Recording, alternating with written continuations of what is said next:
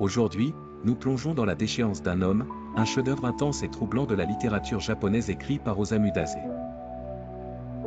Cet auteur, marqué par ses propres luttes intérieures, est connu pour son style introspectif et brutalement honnête.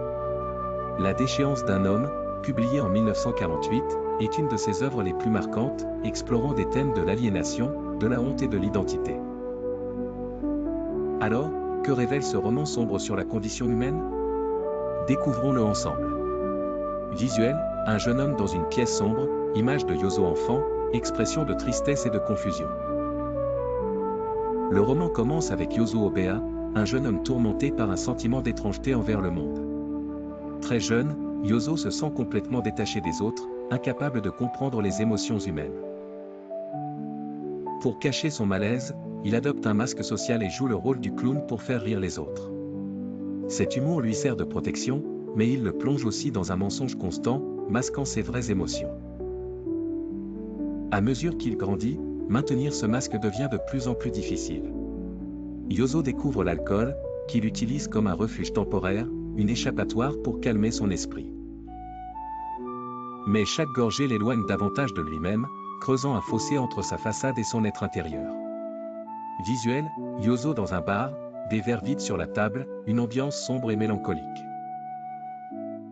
Yozo s'engage aussi dans une série de relations instables avec des femmes, cherchant à combler son vide intérieur.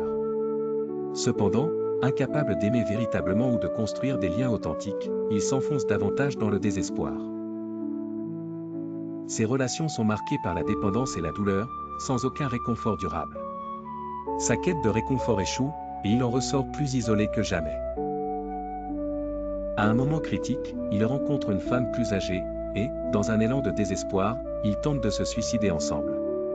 Cependant, Yozo survit, tandis que la femme perd la vie. Ce drame plonge Yozo dans une culpabilité intense, le condamnant à vivre comme un mort-vivant, se sentant de plus en plus déconnecté de la société et de lui-même. Visuel, Yozo assis, seul, perdu dans ses pensées, des images floues de visages qui l'entourent mais semblent distants, Yozo sombre dans la folie et finit interné dans un sanatorium. Il est devenu un spectateur de sa propre vie, un être sans ancrage, totalement déconnecté de son humanité. Le roman se clôt sur une note désespérée, avec Yozo qui accepte son statut de non-humain, incapable de trouver sa place dans le monde. En utilisant l'histoire de Yozo, Dazai aborde des thèmes universels qui touchent chacun de nous. Ce n'est pas seulement une descente aux enfers, c'est une exploration poignante de l'angoisse existentielle, de la douleur d'être autre, et du besoin humain d'appartenance et de compréhension. Yozo nous apparaît comme un miroir des parts sombres présentes en chacun de nous, un personnage terriblement humain malgré ses faiblesses. Visuel, livre ouvert avec des pages en suspension. La déchéance d'un homme nous invite à réfléchir sur nos propres vulnérabilités et la pression que la société peut imposer à ceux qui ne parviennent pas à s'y conformer.